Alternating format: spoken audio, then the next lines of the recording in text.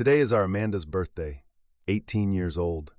She was looking forward to celebrating with her brother because she had agreed in advance to go somewhere with him.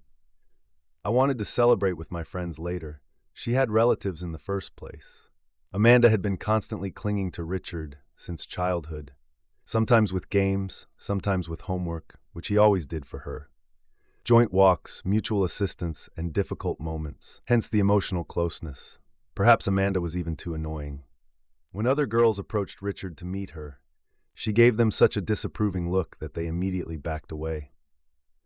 "Well, you can still become my wife, you don't move a step away." Amanda looked at her brother with a displeased look, "But I'll take it and fix it."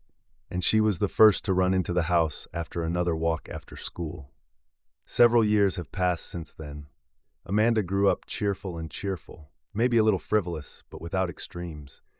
Shoulder-length blonde hair and bottomless blue. Any man's dream, of course, except for his brother. Besides, the restless little sister was sweet and charming. Sometimes it was her fault that his parents scolded him, but I tried to protect her.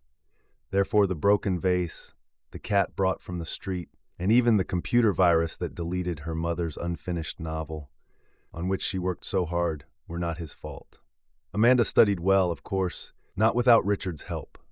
A favorite of teachers and the object of romantic glances from guys. The queen of the school? Maybe.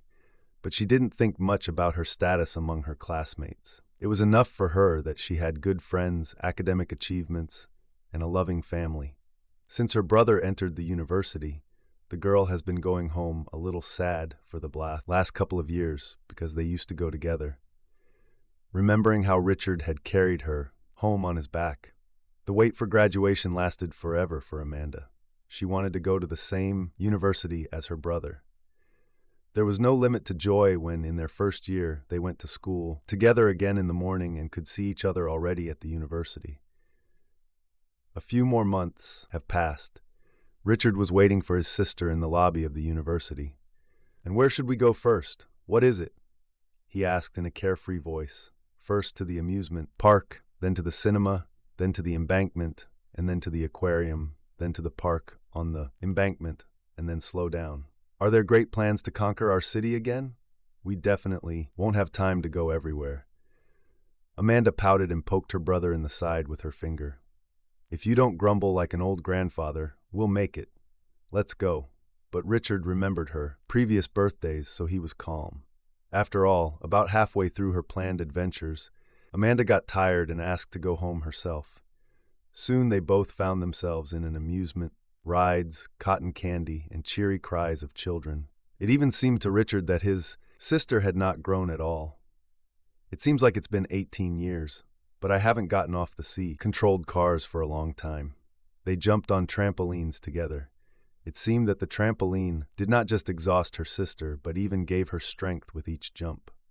Well, just like a child, he thought to himself. After jumping around a lot, both of them finally ran out of steam and went to the upholstered chairs of the cinema, standardly equipped with popcorn.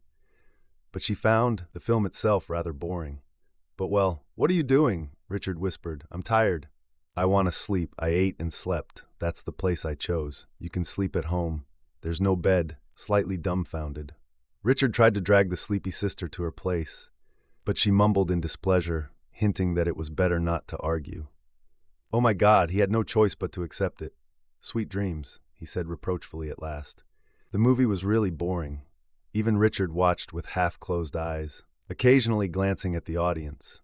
If anyone is looking at them, at least before, he definitely had not seen couples who were openly sleeping in the same chair in the cinema. But the magic of longing emanating from the screen and speakers made the rest of the visitors fall asleep. So they didn't even pay attention to the guys. The sister's sniffling made itself felt. "Just don't snore," Richard thought with a grin. He looked at her. Finally, the movie ended. The guy himself was already dosing peacefully by the end, so he did not hear the noise of the dispersing crowd. One of the spectators shook both of them by the shoulders. "Hey, get up!" The man who woke the couple grinned. "Well, where else?" Richard asked.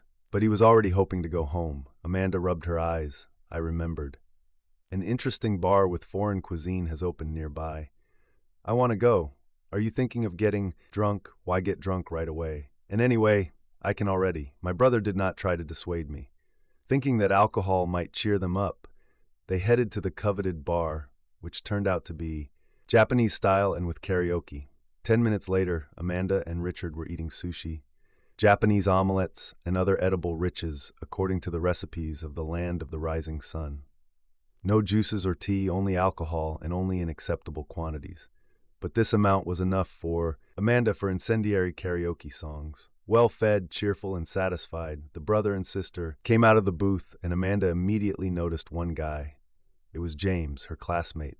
He and Richard shook hands, an unexpected meeting. I see that she does not lag behind you in life at all where you do not meet one. There will be a second one next to you. James greeted the guys with a slight laugh. It's good to see you too, Richard replied, embarrassed. After all, he understood that Amanda's classmate was telling the truth. At school, the guys talked and got along well with each other. James has never been short of money. He even periodically supplied the class with all sorts of learning elements. Amanda remembered his dad buying their class a projector. I see you both have already had a great rest. Do you need any help? Help? Can I give you a ride? I recently passed my license and my parents gave me the car. I remember you don't live close. Richard liked the offer, but it was definitely not worth showing up in front of his parents. After all, he will be the only one to blame again. No, it's not an option. Mom and Dad are there. And where will you go then? Really, where to? Time was running out in the evening, and it was necessary to declare yourself at home. The guys looked at each other, looking for a solution in each other's eyes, but nothing came to mind. But there was no money for a hotel. Okay, let's do this. You'll spend the night at my place. I live alone, but there is a place for you.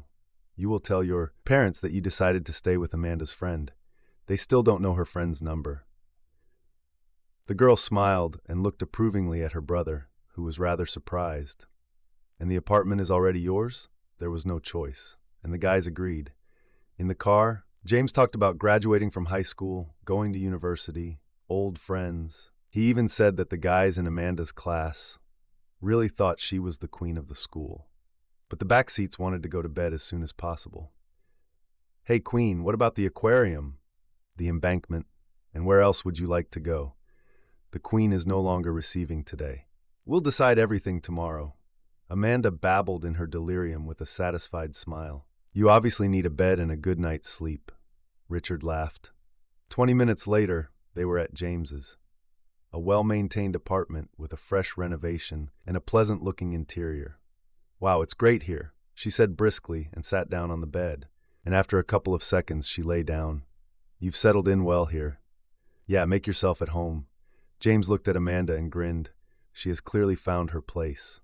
The guys in the kitchen watched TV late into the evening and chatted about everything they remember by calling your parents beforehand. At some point, Amanda came into the kitchen, and James treated the guys to tea with sweets. I'm sorry that we're so sudden. Come on, I suggested it myself. It was getting late, and I had to go to bed. James offered them his bed, which was a single bed. But the guests were too shy to deprive the owner of the apartment of a legitimate place to sleep, even for one night. It then let me make you a spare mattress. He took out a traditional Japanese mattress from the closet and spread it on the floor. I put pillows and a light blanket on top. When the guys looked at him questioningly, he replied, I had a vacation in Japan with my parents last summer. They brought it as a souvenir. We even felt that it would come in handy someday. As you can see, you did not lose. I see you like the kitchen there too. Yes, that's why I was in that bar. The food there is not exactly the same as in Tokyo, but it is similar, and it's also delicious. The guys were getting ready for bed. If you want, you can take a shower. No, thank you. The relatives said in one voice in embarrassment. Look, the nights are hot now. I won't open the window at night. You just won't fall asleep.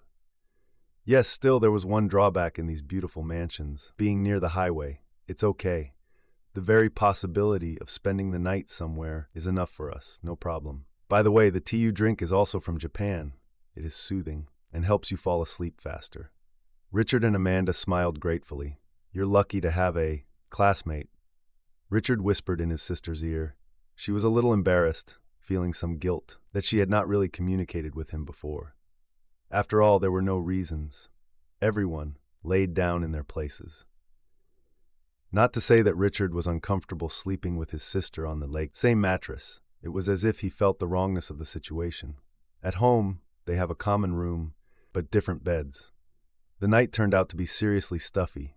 The blanket was lying to the side you could boil yourself alive under it. At about 2 o'clock in the morning, Richard woke up from an incomprehensible stirring. It took him a moment to notice that his sister wasn't lying next to him. It was lying in its place, the dress. The guy looked around listlessly. James was sleeping peacefully, wrapped in a blanket. And how was he not hot? Richard got up, sleepily and quietly went in search of Amanda. She was standing in the kitchen and drinking. "What are you doing here?" Richard asked quietly from the shadows. Amanda was a little scared. "Huh? Phew, don't scare me like that. I just got up to drink." Amanda continued to drink the water, ignoring her brother. In the end, Amanda looked up from her glass and walked back with a languid look. Her brother stood in her way, who was a little confused and asked a stupid question, "Where are you going?" Amanda looked at Richard in disbelief. "Sleep, where else?" He stood motionless and looked at his sister. A strange but not repulsive fragrance emanated from the girl. One might say one that any healthy man would like. "Hey, did you fall asleep or something?" Amanda laughed. These words brought Richard out of his stupor, and he shyly looked away, saying, "Let's go to bed." Amanda smiled at her brother's back as they walked back. For a while, the guy pondered over his sister's strange behavior. The smell, her breath, and an incomprehensible swagger. Is she not shy of him, or is there something wrong? Maybe she just didn't sober up. She drank a little, but still for the first time. Despite the surroundings, fatigue overcame his brother and he fell asleep. At about 4 o'clock, something woke Richard up. Again, deciding to pretend to be asleep, but to find out what was going on, he turned his head slightly and looked down. "Are you all right?" Amanda looked up with lightning speed. There was a mixture of resentment and shame on her face. "But well, what's wrong with you?" She shyly lowered her head and looked down. "I woke up covered in sweat and the sister was silent for a long time. Canned, and it only got hotter." She paused again. The conversation reached a dead end. The girl did not understand what was happening. More precisely, she understood what exactly, but could not understand the reason, and Richard even more so. "Help me." Amanda made an unexpected request. "With what?" he asked with a silly smile. His sister looked at him with a serious look. "That's a stupid question. And what kind of requests are these?" They began to make love while James was sleeping in the bed. But 5 minutes later, a sound was heard nearby. James woke up. "I see you're having fun." Amanda was scared. "Richard, they're looking at us. This? Don't think about it." Amanda didn't know who to turn to. James continued to watch, as if this performance had been staged especially for him. After observing, James decided to join. Amanda and Richard were not against such an act. After the incident, all three slept peacefully. James returned to his bed. "It's time to get up." The guys silently washed their faces and got ready to leave. Amanda tried not to look the boys in the eye. "Maybe you should take a shower this time?" James asked with a smirk on his face. Finally, everyone gathered in. James took the guys home. As they got out of the car, Richard said goodbye to his sister's classmate. As they approached the house, Amanda turned towards James, who was looking after them, smiled, and waved goodbye to him, lightly. After all that happened, Amanda and James never saw each other again. And with Richard, they often did what they could afford that day.